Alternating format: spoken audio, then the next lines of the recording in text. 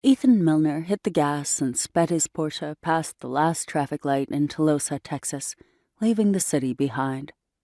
He raced down the deserted two-lane highway, accelerating until he'd blown past the 50-mile-an-hour speed limit and was heading for 60. The faster he went, the faster he wanted to go.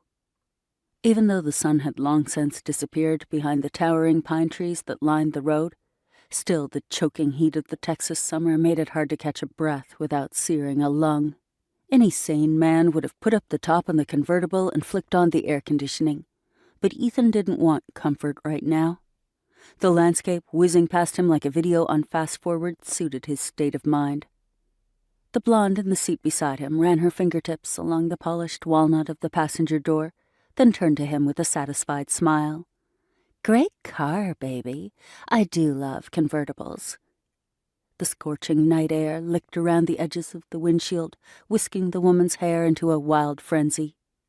She wore a too-tight dress, too much makeup, and an erotic, heavy-lidded expression that said she was ready to get horizontal as soon as he said the word.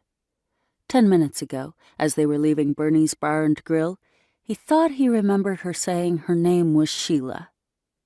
Almost immediately after the Randall verdict had been read, Ethan had left the courthouse, gone directly to Bernie's, and ordered a scotch straight up.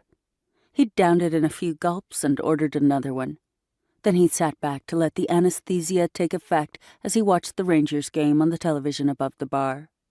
Halfway through scotch number 2, he'd answered a congratulatory cell call from his father, the one he always received whenever word got around to the old bastard that his son had put another checkmark in the win column for Milner, Monroe, and Dade.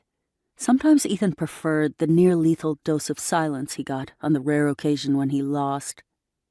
During the third inning, the blonde slid onto the stool next to him. He knew within seconds what kind of woman she was, and that was fine by him. He was long past messing with young law clerks who gave him $1-million smiles paid for by their rich daddies.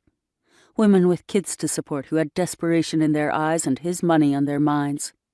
40-somethings who'd gotten dumped by husbands with midlife crises that only 20-somethings could resolve. Every one of them was drowning in her own sea of problems that sooner or later became his problems. No more.